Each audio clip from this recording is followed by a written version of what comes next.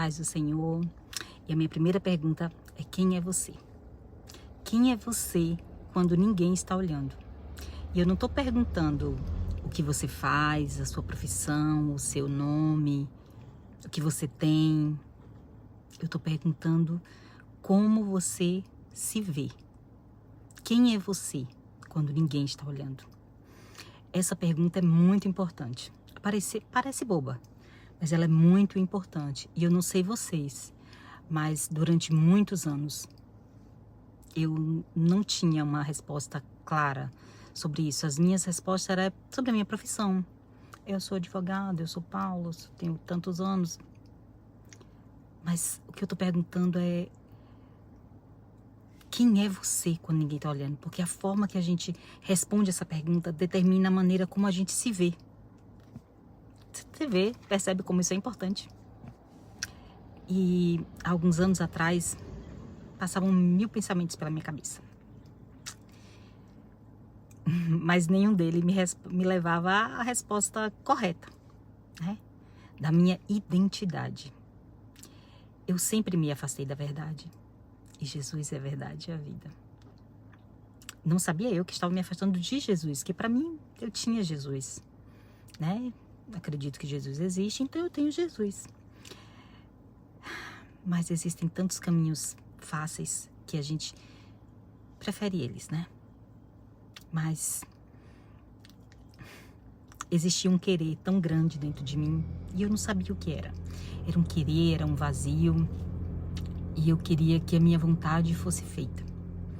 E não uma vontade maior, mas a minha, porque tinha, né? Tenho vários sonhos, óbvio, mas antes eram outros sonhos. É difícil querer aquilo que a gente não vê e é difícil acreditar naquilo que a gente não vê. Então, para mim, era muito mais fácil lutar. Então, a minha identidade sempre foi uma questão muito difícil. Mas eu sentia algo diferente em mim. Eu sempre senti algo diferente em mim, além do vazio. Eu sempre queria saber qual era o meu propósito, qual era o meu chamado. Para que eu tô aqui? A gente só veio aqui para, né, pagar boleto, morrer e tchau. E não. Mas as circunstâncias do meu passado determinaram tantas coisas. E uma família estruturada determina muitas coisas também. E muitas coisas me passaram pela cabeça. Você não é capaz, você não é filha, você não pode, você não é amada, você é pequena. E por muitos anos eu acreditei nessas vozes, nessas mentiras que eu acreditei ser verdade sobre mim. Passei muito tempo engolindo mentiras do diabo. O diabo existe, viu, gente? Deixa eu contar pra vocês. Satanás existe, mas Deus é maior do que ele. E ele cai por terra sempre, em nome de Jesus. Mas voltando ao que eu estava falando, eu passei muitos anos vivendo dessa mentira, até que Deus me encontrou e me mostrou algo que mudou completamente como eu me enxergava. Como eu enxergava a minha vida, a minha história. Eu não lutava contra essas mentiras. Eu lutava contra elas, com elas. O que acabava dando mais força para elas. E lutando com a mentira, eu acabava sendo dirigida por elas. Porque eu não estava lutando, eu não estava deixando quem pode lutar por mim. Eu estava lutando com elas e às vezes contra elas, e isso determinou, infelizmente, muitas escolhas erradas. Muitas. Porque não é porque eu tô aqui, que hoje eu aceitei Jesus, que eu sou uma santa e que eu nunca errei. Não, errei demais, erro demais. Cometi muitos erros, muitos pecados, mas Deus já me perdoou por todos eles. E eu já pedi perdão também, principalmente ao Senhor. E Ele me perdoou. E eu creio que eu mereço o perdão. É isso que a gente tem que entender. Quando a gente sabe a nossa identidade, a gente crê que o nosso Deus nos perdoou. E é isso que eu quero para você. Porque eu me senti assim.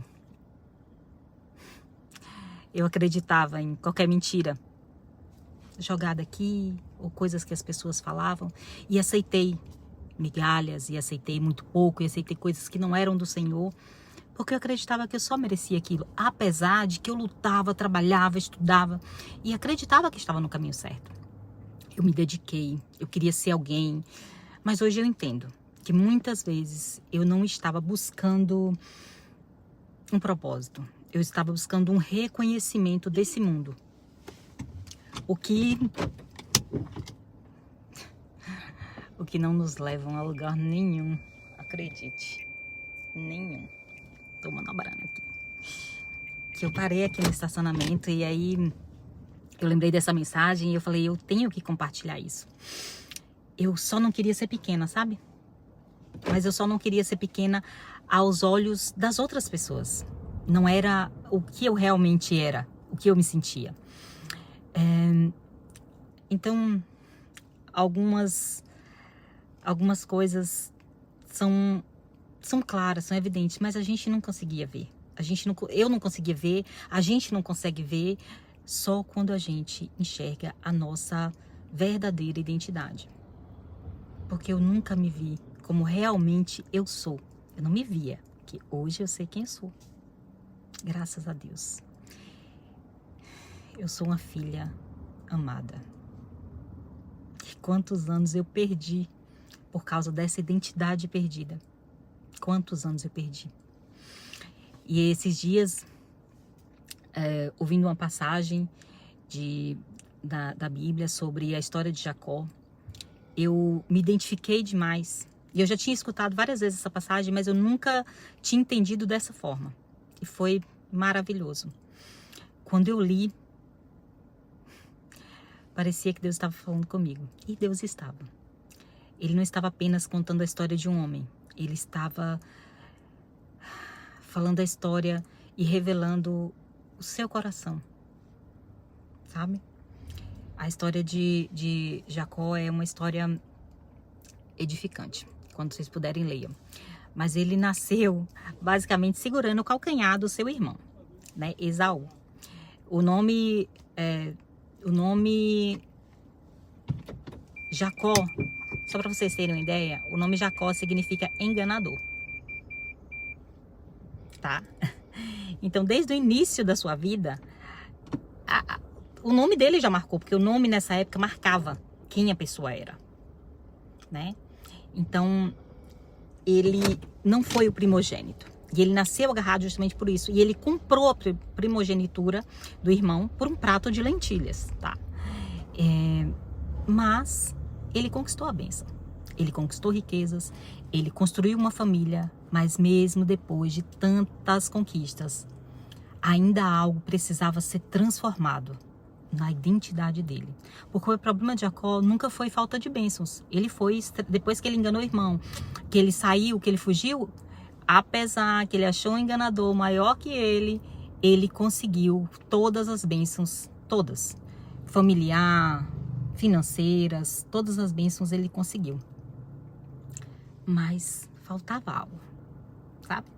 Ele passou boa parte da vida dele tentando se tornar alguém. Até que chegou uma bela noite, ele voltando para pedir perdão ao irmão, em um vale que chama Vale Jaboque. Vale Jaboque, se não me engano, é isso mesmo. Naquela noite, Jacó ficou sozinho. Ele atravessou a família e voltou para um lugar e ficou só. Porque não tem uma passagem exatamente que explique, mas antes de atravessar para viver a promessa, antes de encontrar Esaú, que era o irmão dele, que ele enganou, que ele voltou para pedir perdão, ele voltou para a terra porque foi uma orientação do Senhor. Antes de entrar numa nova estação, ele parou nesse lugar e Deus o encontrou. E Deus fez uma pergunta muito importante para ele. Qual é o seu nome? Lá está em Gênesis 32, acho que é 26 ou 27. Sempre que eu leio esse texto, eu lembro que Deus nunca faz perguntas porque não sabe a resposta. Deus sabe todas as respostas. Se Ele nos criou, se Ele nos formou, Ele conhecia a gente no ventre da nossa mãe. No jardim do Éden, Ele perguntou a Adão, onde estás? Porque ele não sabia? É lógico que ele sabia onde Adão estava, se escondendo do pecado dele, né? Ele sabia. Mas ele não perguntou porque ele não sabia. Ele perguntou para Adão porque ele precisava que ele reconhecesse aonde ele estava, aonde ele havia chegado. E ele nos pergunta, quem é você? Qual o seu nome? E aí nesse dia Deus perguntou a Jacó: qual o seu nome? E Jacó respondeu para ele: Jacó. Ele perguntou porque ele não sabia? Não, lógico que não. Mas porque Jacó precisava reconhecer a sua identidade, pela qual ele tinha vivido todo aquele tempo, né? Quando ele respondeu Jacó, Deus disse: a partir de hoje não será mais Jacó. E quando ele disse isso, é como se ele dissesse, né? Quem eu acredito ser? Um enganador. Enganei meu irmão para conquistar essas coisas, fugir e tal. Mas Deus disse a ele: não te chamarás mais Jacó. Acho que agora é o 28, 32, 28, Gênesis. E naquele momento, Deus não mudou apenas um nome. Ele reestruturou uma identidade. Deus disse: a partir de hoje, você não se chamará mais Jacó. Você se chamará Israel. Foi como Deus... Quando eu li esses dias, novamente, que eu já tinha lido isso várias vezes, mas foi como Deus me perguntasse. E Ele me perguntou há há uns 3 anos atrás: quem é você? E eu fui falando com chicote. Ele disse: não, você é minha filha amada. É como se eu estivesse respondendo: eu sou pequena, eu não posso, eu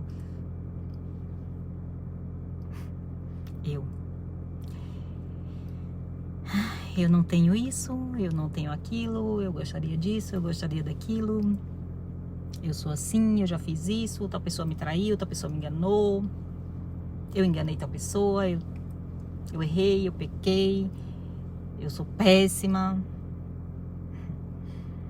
Mas Deus não me chamou por nenhum desses nomes. Ele me chamou de filha. E Ele está te chamando de filho, filha. Quando eu entendi que a minha resposta estava associada a uma identidade, a uma ausência de identidade,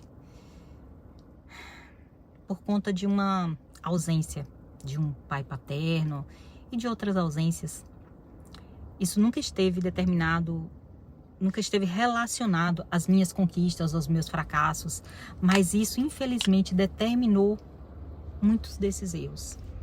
E estava ligado apenas a uma coisa, gente: identidade. Quem é você para Cristo Jesus? Quem é você? Quem é você? Minha identidade está em Cristo. Talvez hoje Deus esteja fazendo a mesma pergunta para você. Quem é você quando ninguém está olhando? Você tem respondido com o nome que a dor lhe deu? Eu fui traída, eu fui enganada, eu enganei, eu pequei, eu não mereço salvação. Com o nome que a rejeição te deu? Ou com o nome que o Pai te deu? Pois a partir de hoje, nunca mais responda com o nome que o inimigo te deu, que as circunstâncias te deram. Você não é uma circunstância. Você é uma filha amada. E a palavra do Senhor diz em Romanos 8:15. Pesquei aqui. Porque não te dou espírito, não, porque não recebeste o espírito de escravidão, mas porque não recebeste espírito de escravidão, para viverdes outra vez atemorizados, mas recebestes espírito de adoção, pelo qual clamamos: Abba, Pai. E em João, vede que grandes é o amor que tem nos concedido o Pai, a ponto de nós sermos chamados filhos de Deus, e de fato somos, porque Cristo morreu por nós. Cristo morreu pelos nossos pecados. E hoje eu entendo tão claramente isso, eu tenho buscado tanto o Espírito Santo. O maior milagre Deus já fez por nós. pela minha vida, pela sua vida. Nós só precisamos entender qual é a nossa identidade em Cristo Jesus. Só entenda isso. A nossa identidade em Cristo. Nada mais. O maior milagre que Ele fez na minha vida não foi mudar a circunstância, foi mudar a minha identidade. Porque as circunstâncias ainda não são as que eu quero. Mas eu sei que Ele está no controle. E que às vezes pode não estar do jeito que eu queria. Ou do jeito que eu achei que devia ser. Eu quero uma coisa dessa forma. Mas quem sabe o melhor para nós é Deus. Eu é que sei os pensamentos que tenho sobre ti. É Ele que sabe tudo sobre nós. Que você deixe de ouvir a voz do mundo.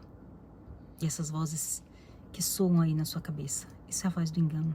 Isso é a voz do inimigo. Passe a ouvir a voz do Senhor. Que diz que você é filha, você é filho, você é amado. Deus é quem diz quem você é. Amém? Amém.